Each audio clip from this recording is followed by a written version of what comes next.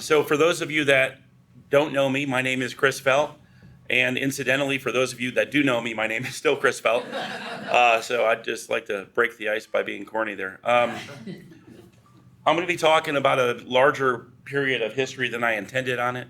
Originally, when I approached the Historical Society, it was just before COVID hit. And I was going to cover the period from 1804 through 1970. So the start of the Federal Road through the start of Bentry, because this was more originally a Bentry-centric kind of history area. And then he wrote this book that came out and said, hey, let's start with the Federal Road.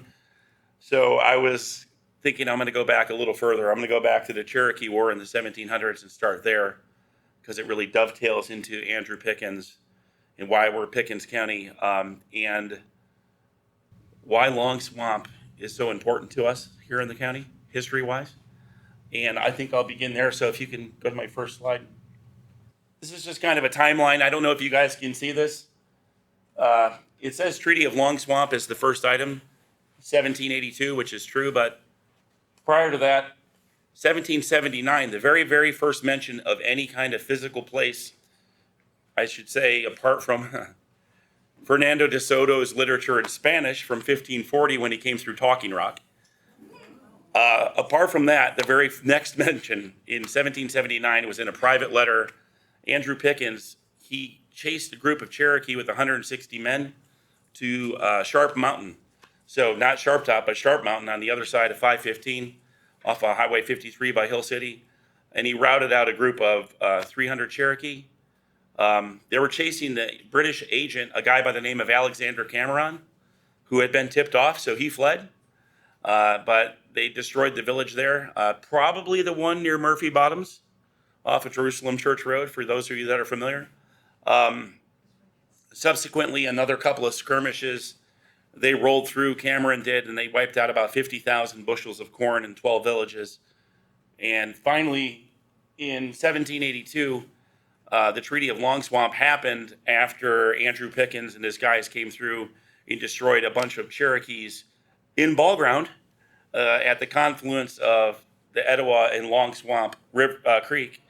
That's where the village site is. So if you're ever in ball ground and you drive through town past, I guess it's the name of the Wheeler House, is that on the left? Go down 2 miles past that, you'll get to 372. You'll be at the bridge of the Etowah River. Right on the north side of the river there, that's where Long Swamp was. That's where the treaty was signed.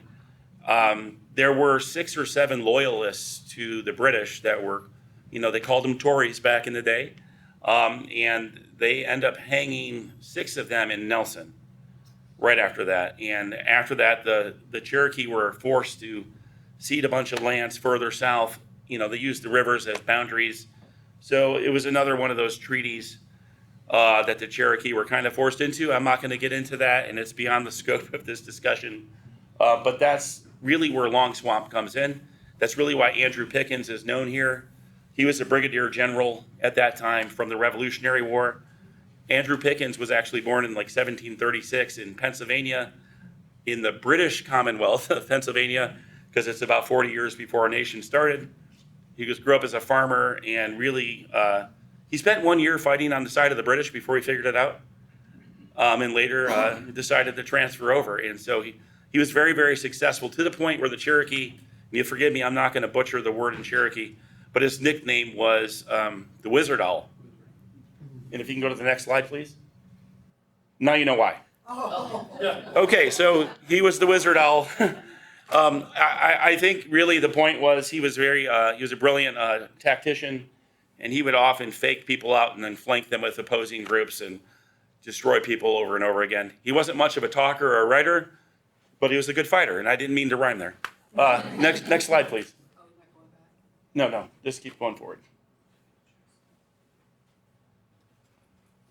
Okay, so I have a map here, if you can even see it.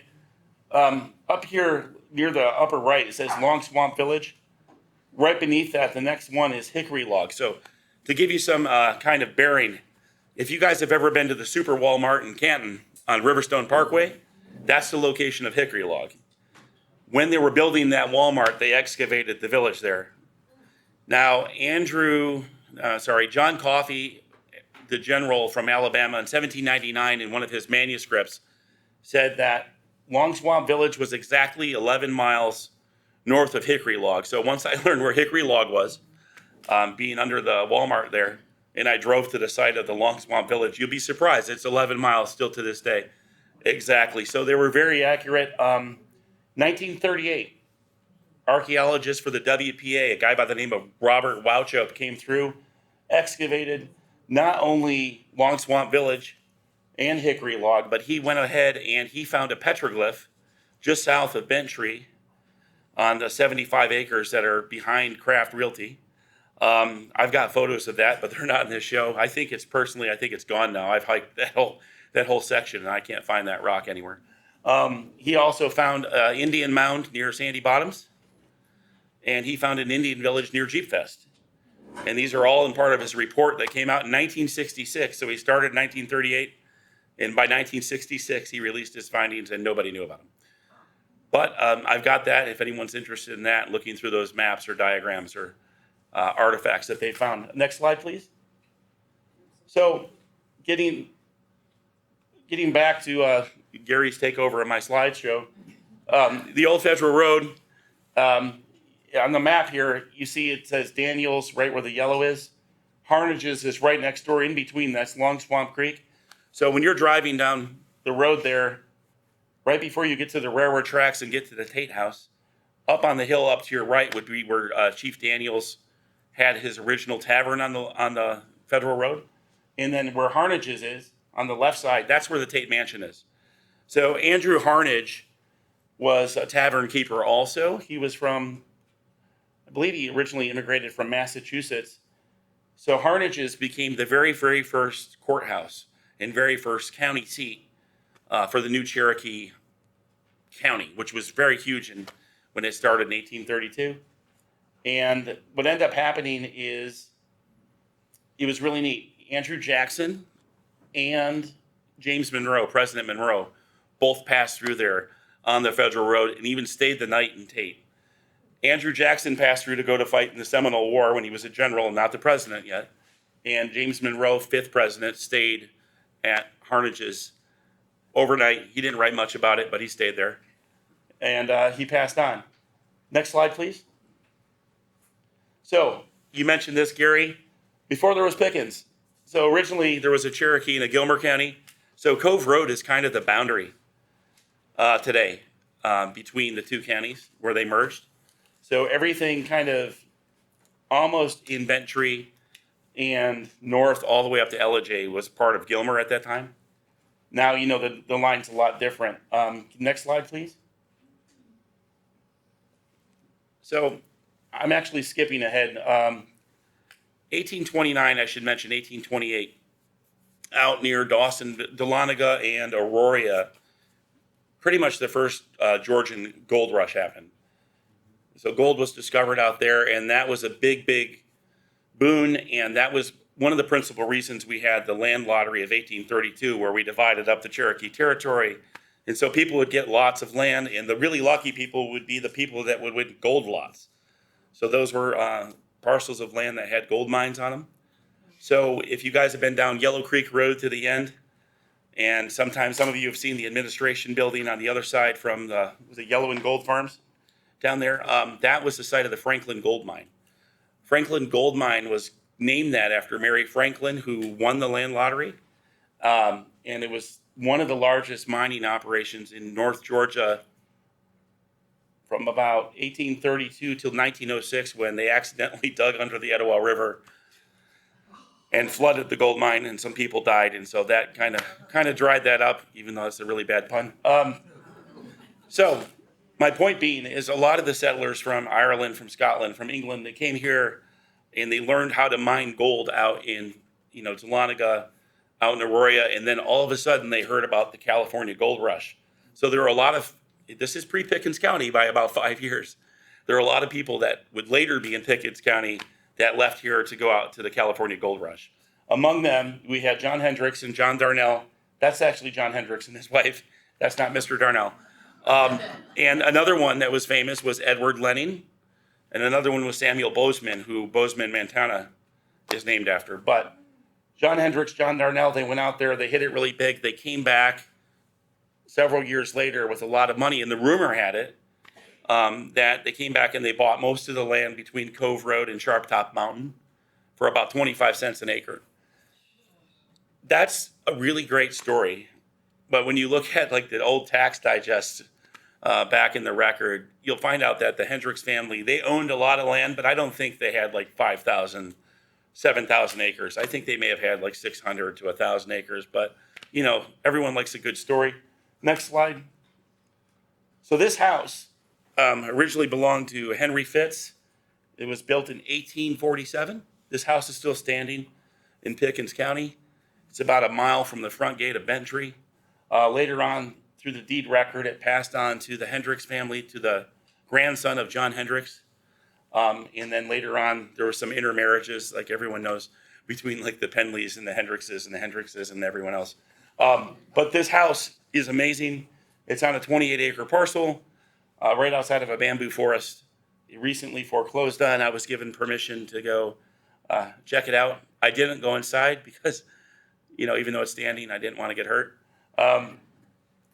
It's a really magnificent structure. It's about 2,500 square feet.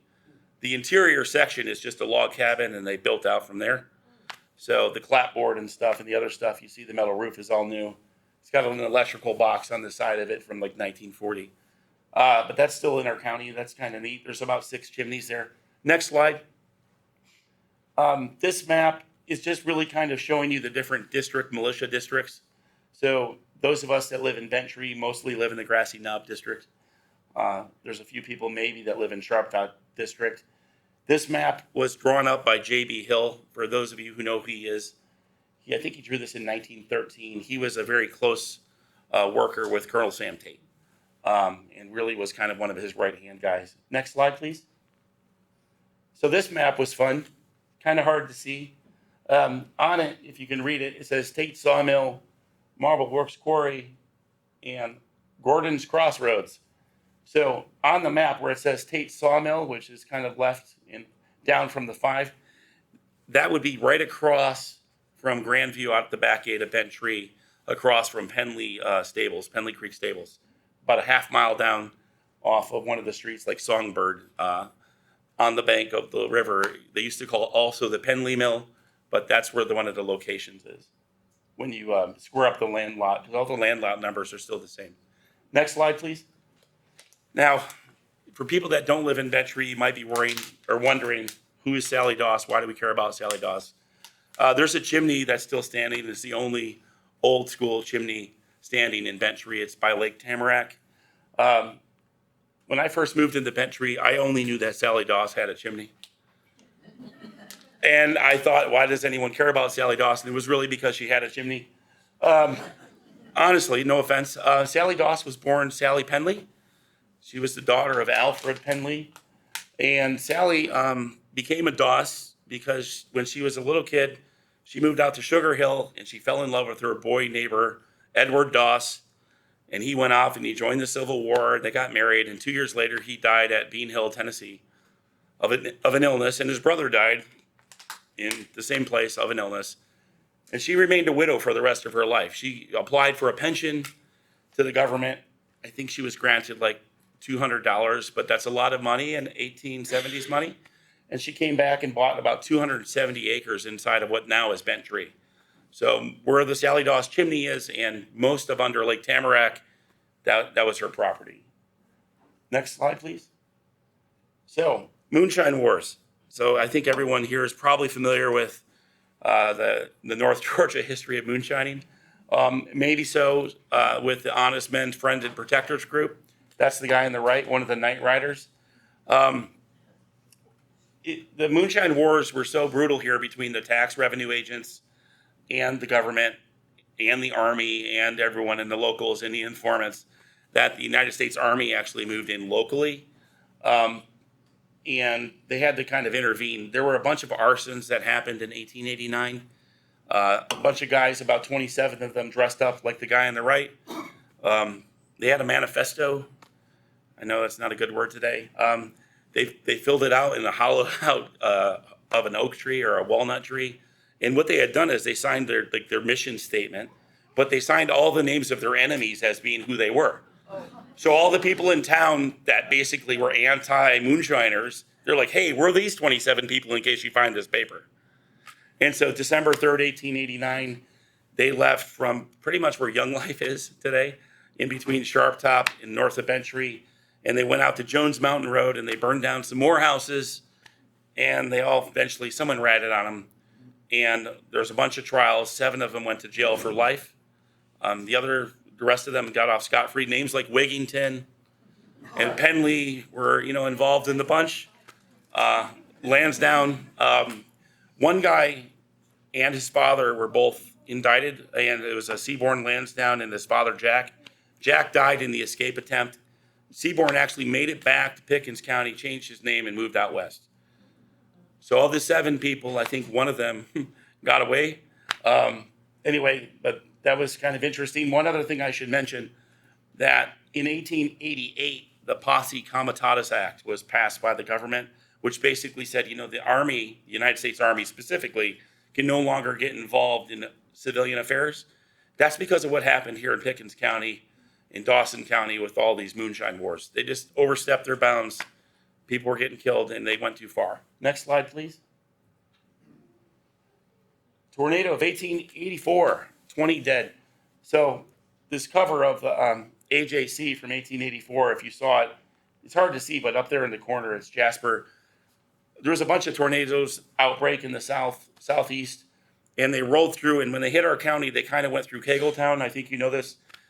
They probably killed some of your family. Levi Cagle and some of his children picked up a house and just kind of threw it there through Cagletown. For those of you who aren't familiar where Cagletown is, it's kind of near 108, right? 108 near Bethany Church and all that. Yeah, out in that section. And it worked its way through there, through what's now Bentry, up through Grassy Knob and over. And I believe it damaged Long Swamp Baptist Church too. Blew it away also. It was a big one. Next slide will show the names of the people that died back in 1884. So we've got some Kegels and Watkinses and Colliers and Dowdas. And there's a Dowda mill that you guys are familiar with. Some children of the Kegels, some Pettits. So it was a big thing. It was a big deal. It made nationwide news. It wasn't just in the AJC. It was a really bad outbreak. Next slide, please. So back to John Darnell. Darnell, did hit it pretty big, and he came back, and they ended up having a Darnell district on, it's pretty much a school region. There was a school too, like the Penley district there. Next slide. So why are the Whittingtons in this? Okay. So if you can imagine this family out of downtown Atlanta, this guy on the right, Charles Whittington, was the Cuban consul for Atlanta. He decided to take his whole family from downtown Atlanta, put them on a train, go to Tate in Victorian garb with Victorian furniture, and to disembark there at the Tate Depot, which must have been a sight, in 1910. He got in the back of a truck, and he pretty much ended up settling where the 6th hole today of Ventry's golf course is. So you mentioned Lily Mae. Lily Mae Penley, because Lily Mae was born a champion. Her father, Vernie Champion, at the age of about 14, was hired by the Whittingtons to build their house. And he built it. And it had 14 bedrooms. It had about a 4,000 square foot living room. Had a chimney that could hold an 8 or 10 foot log. It had gas lanterns, had a Monarch stove, huge porch, wraparound porch, and it had water that it piped down from Buckskull. But this is, 1910, 1911. This really was a really big and magnificent house. And the reason it's kind of relevant, next slide, please.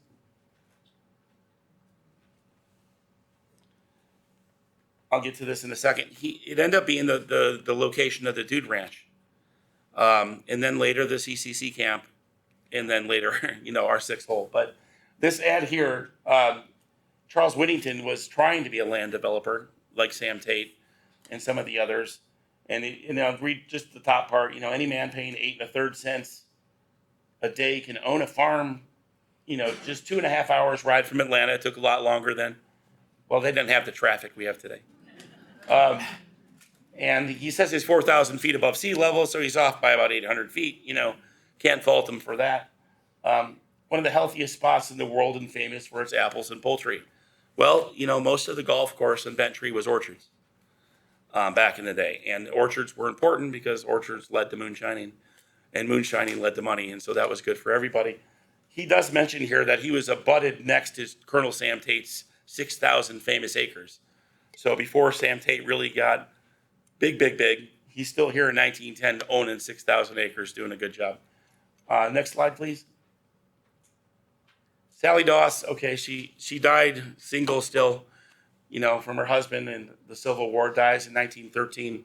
Her last census document said she was a widower and a farmer, and she's buried at Long Swamp Baptist Church also. Next slide.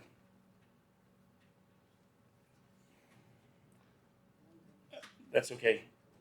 So Sally Doss was related, I believe, through Clay Paget's wife, who was the Fields by maiden name, to the Paget family. So they end up getting her house.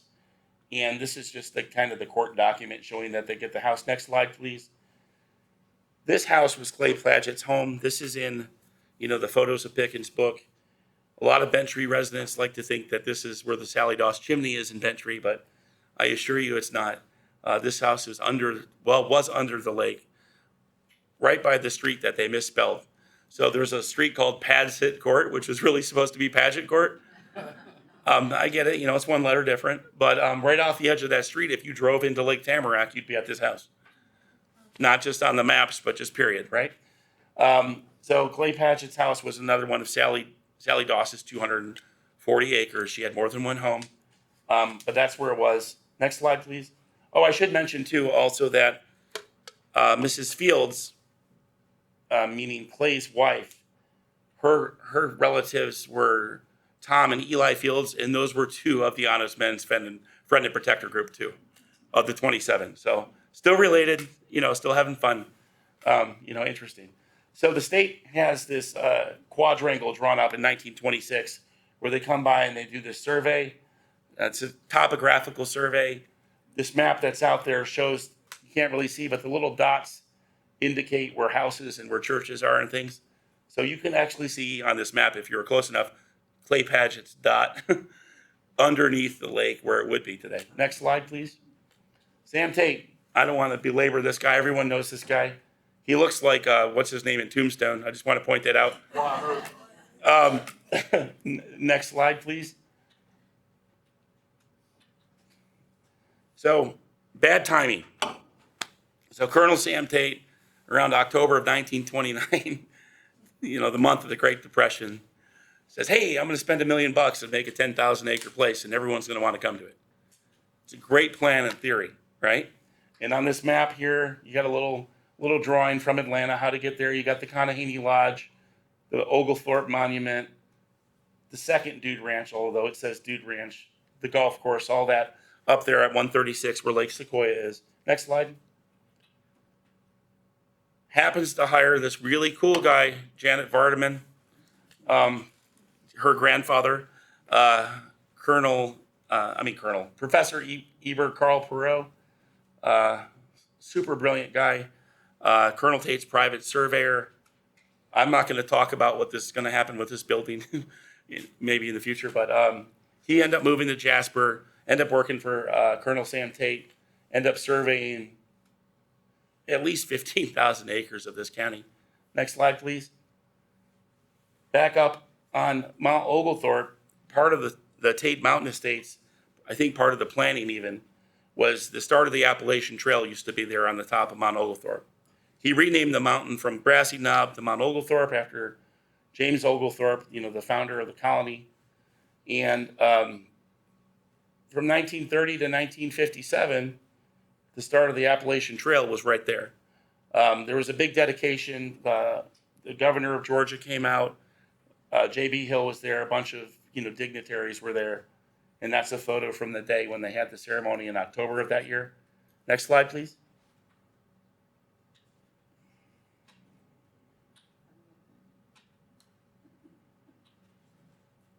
Okay, so So I mentioned the second dude ranch. So in 1930, 1931, 32, there was a dude ranch. The first dude ranch was at the Whittington's house located near where the 6 hole is. The fourth lady, I think, in this photo, the one with the tie, the one with the German shepherds running over to her, is a lady by the name of Blink Drummond. Blink Drummond and her dog Pal, that was its name, was the daughter of a cavalryman and the granddaughter of a cavalryman. And she was an expert equestrian. She was a sharpshooter. She was a pistolier. She was a debutante. And she was someone connected in high circles. And Colonel Sam Tate picked her to be the person to run the Dude Ranch. Incidentally, even when she was a kid, when she was like 11 years old, she was known where she lived in La Jolla, California, as being a heck of a horse rider. And she was the first girl west of the Mississippi to ever win the highest award of the Girl Scouts, the Golden Eaglet Award. She was the very first person ever to win that. So she just had one of those interesting lives. I don't know why their movie hasn't been made about her.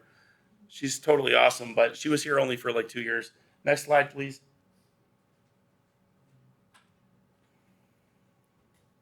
So there's Blink Drummond there. One of the things she used to like to do is she would take people on horseback rides to Amicalola Falls and back. And then once a week, she would take a horse back to downtown Jasper, check her mail, grab a Coke, that kind of thing. People would come from all over the country, really, to come to this dude ranch. It was called the 3C Ranch at the time. There was an article that was really hard to find because it came out of, I guess it was Knoxville, where it said the 3C Ranch is no place for sissies, was the title of it. And there's this columnist by the name of Ben Cothran who became enamored of Blink here. And he ended up spending so much time at the Dude Ranch in North Georgia, they ended up getting fired from the paper because he kept missing his deadlines and such. It was in the articles. But when he described the Dude Ranch, he said if you were there, if you weren't up at like 5 o'clock in the morning, you weren't going to have breakfast. And if you weren't ready by 7, you were going to miss your horseback ride. And if you weren't in bed by like 5 p.m., you were going to be too tired to miss the next day. He said they had a cook, and they had their own barracks and their own sleeping quarters. And this is all centered around what the Whittingtons had left behind. Next slide, please. So back to Professor Perot. Now this photo is actually of the professor at his, what I like to call, I think it's right, his mailbox house. I think this is a precursor of the man cave. Okay, he had a house that was way back on his property from this, but this was by the road, so they would deliver mail to this mailbox, and inside this building there was like a seat and a table, and he would write, his correspondence to his friends and his friends at Harvard and his old associates at Louisville and his family members, right? And he would just spend his time there, not all of his time, obviously, because he was busy surveying, but he was also the lead educational supervisor at the CCC camp that Colonel Tate had at the Dude Ranch site in 1933. Next slide, please. So this is the report I pulled out of the National Archives. It's the one inspection report from our CCC camp that we had. And the P in P77 stands for private because it was on private land. And basically there was 200 people that came to the camp here, and they were building fire breaks and fire towers and doing forestry work. And most of the people came out of Fort Benning. And they had a nickname for the camp, which is called Camp Langley. Also because Private Langley, who was training with them to go here, he ended up dying when he was at Fort Benning. So they end up naming it Camp Langley informally. Next slide. So Thomas Faircloth, when he was 16, he was one of the people that went to our CCC camp. He's older here. He wrote a bunch about what it was like to live at the CCC camp here in Pickens County. And he basically said that the best part of being in the CCC was going to like a food cook-off in Marble Hill. They'd go to school, they'd ration off at dinner, and the girl would come along. And then the other thing they would do is once a month in the barracks, they would go and get musicians from town, either Jasper or Tate. They'd bring back a musician, they'd have a dance. So, they worked their butts off, and on the weekends, they got to meet people and have fun. Now, Lily Mae Penley will tell you that her older sister, was a looker, and the CCC guys would come over and give her a quarter to get her to sneak her older sister out to go hang out. And she told me that by the end of that year, she had over $20. Now, I know that's not a nice story because it sounds like, but that's just Lily Mae being clever, right? She had to make money too. Anyway, but Thomas Faircloth, I got this photo. I tracked down his granddaughter. And she's like, who are you and why do you know my grandfather was in the CCC in Pickens County? Because they're in Florida. And I said, well, I don't know. I'm just one of those curious people. And she's like, oh, you want to see pictures of him? I'm like, sure. She's like, you want to talk to the rest of my family? So I've been talking to her brother. And anyway, I don't want to get into it, but I got more stuff coming from the CCC camp, but it hasn't arrived yet, but that's in progress. Thomas ended up serving in World War II after serving here. Now, one thing he said, and I haven't been able to verify it, he said there was a guy by the name of Henry Jordan, but his last name is pronounced Jordan, spelled like Jordan, who is affiliated with the Americas group that started Habitat for Humanity. And he was the lead medic at our CCC camp here for the 1 year I was here in 1933 to 1934. Next slide. So this map is impossible to see even for me. But this is actually a hand-drawn map of how basically to get to the Dude Ranch drawn by Professor Perot. So on the bottom side, you have what used to be Route 1, which is now Bent Tree Drive. You pass a couple of Champions houses, you make your way to the Dude Ranch, you work your way up Mount Hendricks Mountain, past Turkey Gap, and then Turkey Gap is right before you get to Echo Ridge turnoff, for those of you who know. The spring is right there on the corner, and then the rest of it's up on Monument Road and up to Burnt Mountain. That's what he's drawn. He's got some names of the mountains here that I didn't know about. Now, Denny Top is cool because we have a Denny Ridge, right, in Bentry. Denny Top's there, but there's a Round Top, and, I don't see anything on any other maps. There's a Dread Mountain, which sounds really scary, and there's the Devil's Half Acre, and that's a real story that I know about, but that's for a different talk. Next slide, please. So this is an aerial shot from 1954, basically where the Dude Ranch was. Okay, so this is where the Dude Ranch, the Whittingtons were. This is the original road through the area that now is Bentry. This really follows the golf cart path on the golf course, past North Duffer Drive, if you've ever been in Bentry. Little Pine Mountain, which is now a road, goes way off to your right. So the lower right corner by the Arc is where Bentry administration would be today. But this is an aerial shot of the area back from the early 50s. Next slide, please. Appalachian Trail map. So this is really interesting. The Georgia Appalachian Trail Club produced a book called The Southern Guide to the Appalachians by the Appalachian Trail.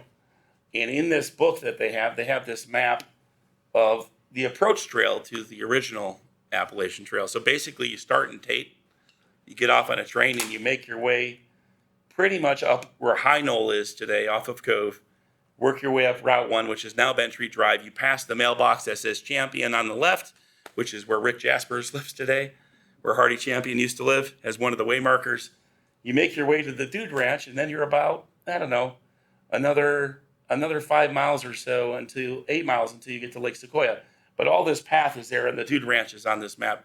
Now, I'm really lucky. I got a copy of this book. Unfortunately, they're really expensive because there's so few left. And I've got the map out in my car. I was going to bring it in, but I was running behind. I don't have the rip. That rip is not from my map. That's a picture I found online. But anyway, there's a lot of local history tied up with the Appalachian Trail. Next slide, please. So most of you guys know of Konahany Lodge. Do any of you know what Konahany means? It's a Cherokee food mixture of rice and beans. Why they named the lodge after a food dish, I'm not sure, but that's really what it is. Konahany Lodge, built in 1930, part of the Tate Mountain Estates, originally had about 20 rooms made out of chestnut logs and Indian fieldstone. Beautiful place, marble bathrooms, fixtures, and things like this. A lot of the socialites and well-to-dos from Atlanta, Tate Mountain Estates was the summer colony, basically, of the wealthy elite from Atlanta. And so they would have like fox hunting and other events and, canoe rides and all that kind of stuff. For those of you that are golf fans, Charlie Yates was the big golfer that helped build the golf course up there next to the lodge, well, next to the lake. Charlie Yates was really big friends with Bobby Jones. So if you haven't heard of Charlie, you know Bobby. Bobby played golf up at this course before it went away. But this is the Konahany Lodge. The upper right quadrant is a coloring of Lake Sequoia. A lot of locals call it Tate Mountain Lake, I've been told. Is that true? Okay. Next slide. This is a black and white photo of the Konahany Lodge. So the whole mountaintop used to be cleared back in the day. So you can imagine what it's like being at like 3,300 feet higher than Mount Oglethorpe. And you're looking down at the valley, kind of back at the Tate Mansion, depending on which direction you look. It's got a way better view than Eagles Rest today, but it's all grown up since then. Next slide. Some of you may have read the article I wrote about Wallace Hughes Jr., who wasn't in the county for very long. He broke out of a chain gang on Grandview Road by the church, Sharp Top Baptist. He fell down when they shot at him, acted like he got hit. So they're like, hey, let's stop shooting at him. Good idea, right? Got up and ran over the hill. Hey, there's no blood. They had a pack of 50 guys and some bloodhounds. They chased him for a week. They tracked him down to the Konahany Lodge. That's why he's on this slide. He went to the servants' quarters of the lodge, so they had servants at the lodge back in 1937. Stole some clothes, punched someone in the face, and got away. And they didn't catch him until 3 months later down in Atlanta. That's a whole other story, different presentation. Next slide, please.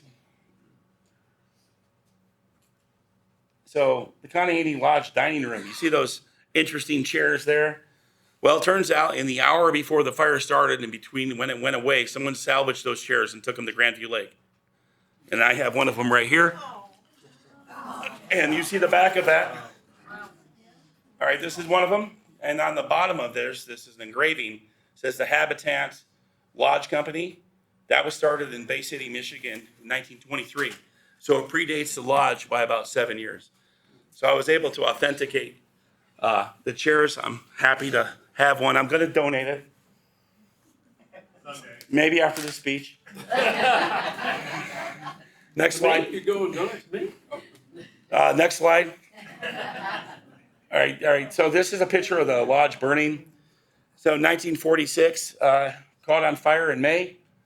The groundskeeper, a guy by the last name of Forrest, was in the basement. He realized that there was some electrical problems going on.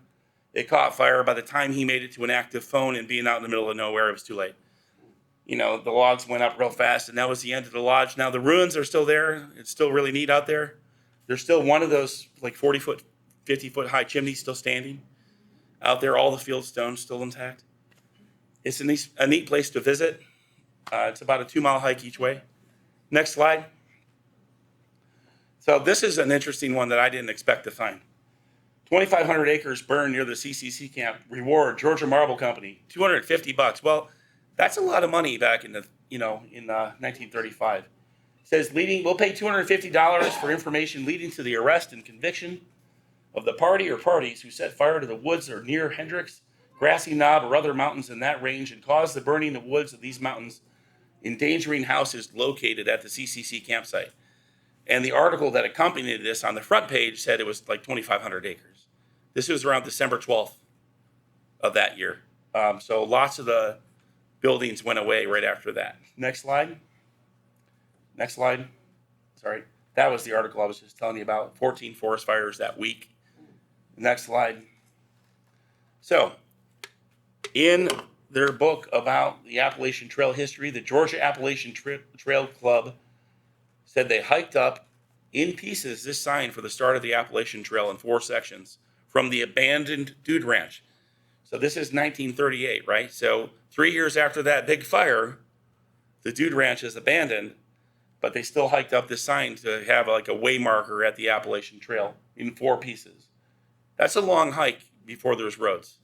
That's not a pleasant one either. Next slide. It's hard enough to drive up that mountain. Okay, so why is this slide even in here? George Bush saved by the USS Finback submarine in 1944. We'll get to that later, but it ties into Pickens County. Next slide. I promise.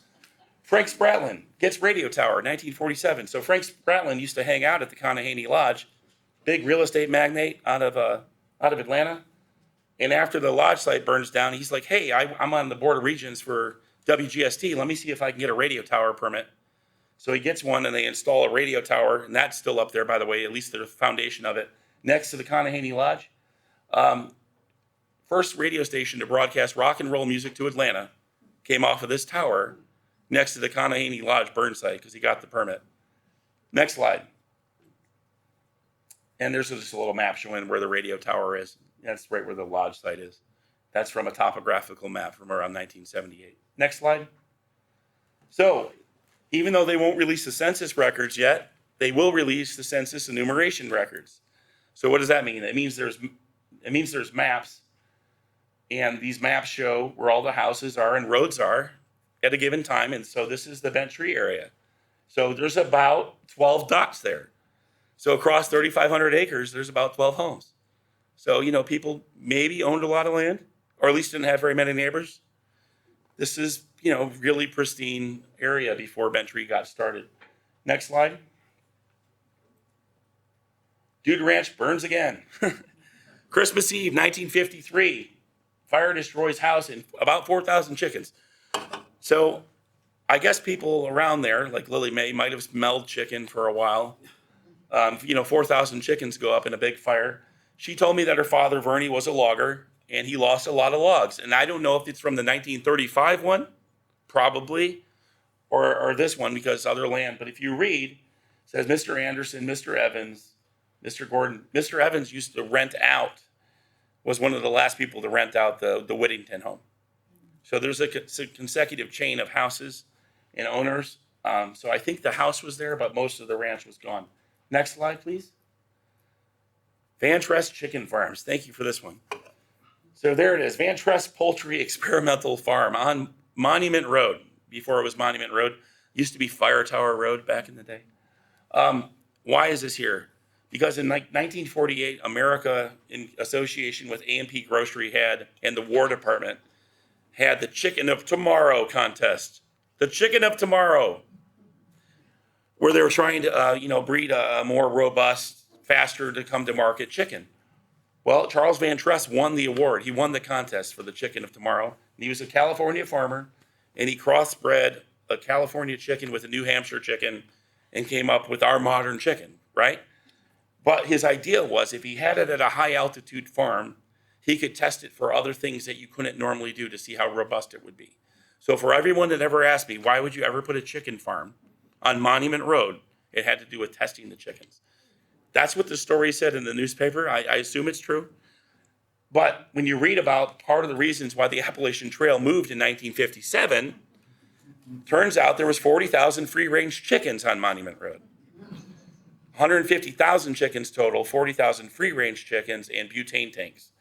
So imagine 150,000 chickens and all that smell, all the butane, all the stuff they leave behind.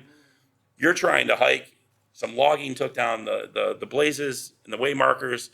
The Appalachian Monument, Oglethorpe Monument's defaced at this time. There's 50,000 beer cans at the old trail shelter. They're like, I think let's put it at Amicalola Falls, move it to Springer Mountain, right? Next slide, please.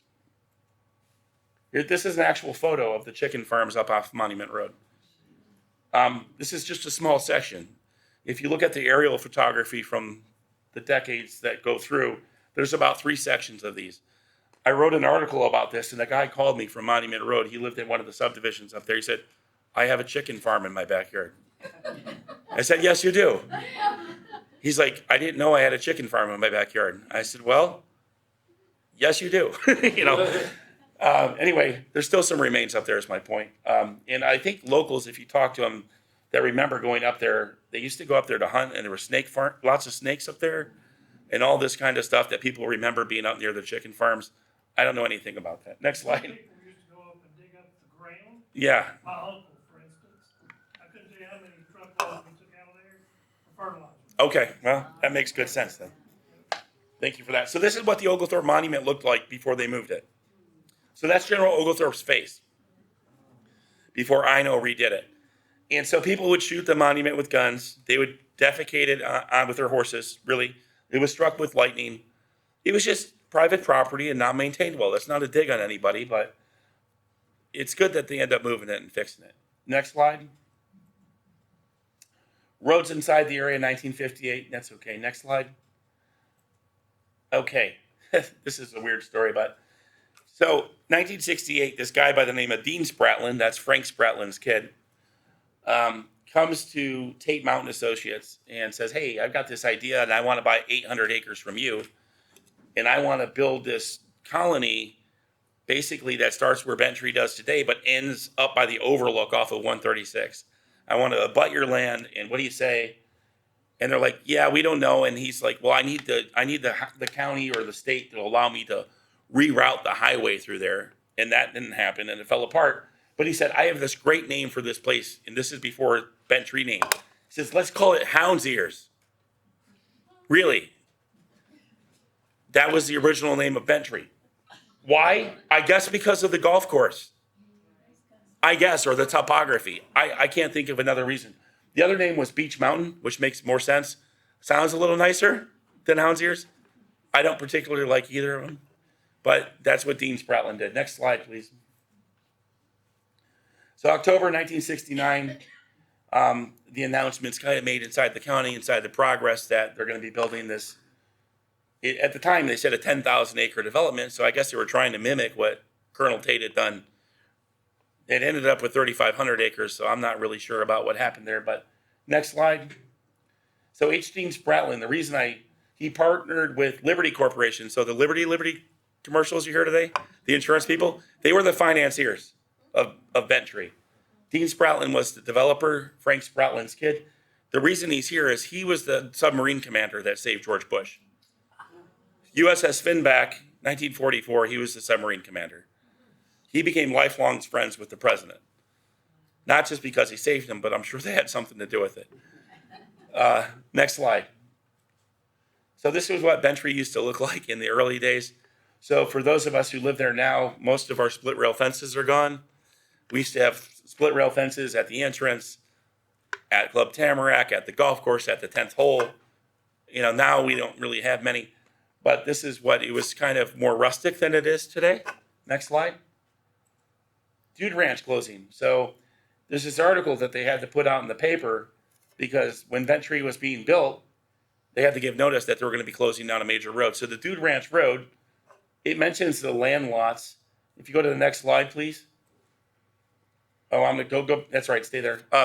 Basically, it goes from where the Young Life entrance is, where the American Baptist Association camp used to be before Young Life, all the way down, basically through our golf course near the administration, and that was the Dude Ranch Road. But they had to notify everybody. So early on, we had this guy by the name of Dr. Philip Greer. He was an ecologist. Ventress had their own ecologist. So he's the guy that designed the nature trail by the water plant that's now abandoned, where he had 100 placards out in the wilderness that indicated species types. Anyway, I found 3 of the placards, but there's no words on them anymore, so that's not very cool. Anyway, it was really neat that we had one. He also partook of an early archeological dig that happened in Ventress.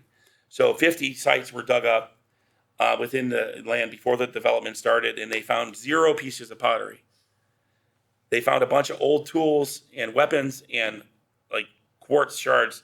So they all determined that all the Indians that lived in Ventress were archaic Indians. They weren't Cherokee. There weren't Creek. They didn't live there. They hunted there. There's some dispute, and there's some people that think that Ventress is named after Indian trees that are bent. Ventress got his name when Dean Spratlin was driving by Lost Tree in Florida with his secretary, and she said, "Oh, wow, Lost Tree." And he goes, "Oh, I like that name. Let's call it Ventress." That's where Ventress got its name. I hate to dispel any myths that anyone has about the coolness of the name, but that was out of an interview that Dean Spratlin did. Next slide, please. So this is the Dude Ranch Road. Basically, I just did 3 different maps. There's an aerial map, there's an old land lot map, and then there's a modern satellite photography. That was the length of the old Dude Ranch Road that closed down. Next slide, please. No trespassing, ABA. American Baptist Association had this sign in Ventress till about 3 weeks ago when I took it down. And it was on Ventress property, so I guess the property lines changed a little bit. one of the neighbors in Bentry came out and said, "Hey, what are you doing? That sign's been there since I lived here in 1995. And I said, "Okay, but you know what? It predates Bentry.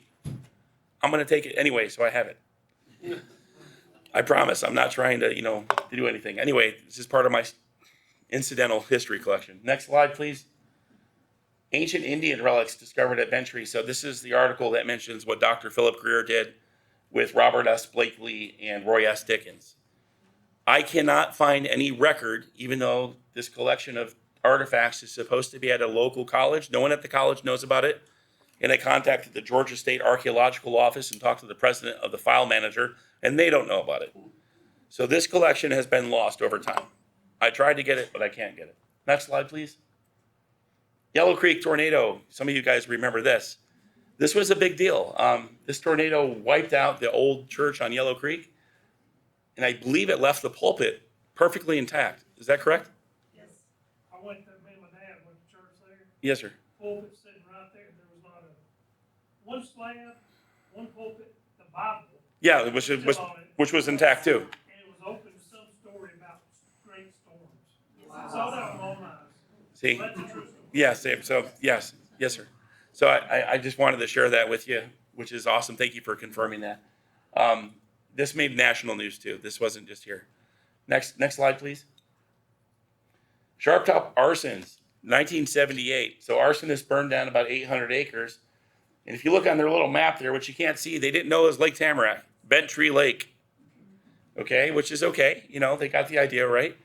The interesting thing about this story, apart from that the arson happened again, is the next slide, please. Yep, that's the Georgia helicopter from the forestry department that got our water out of our lake to put the fire down. And that's the shot of them taking it out. So I just thought that was a neat one to show you guys, if you haven't seen that yet. Georgia Forestry Department helicopter battles fire near Sharptop, bringing water from Bentry Lake. And next slide, please. That's it. So thank you for listening. I'll take some questions if you guys have any.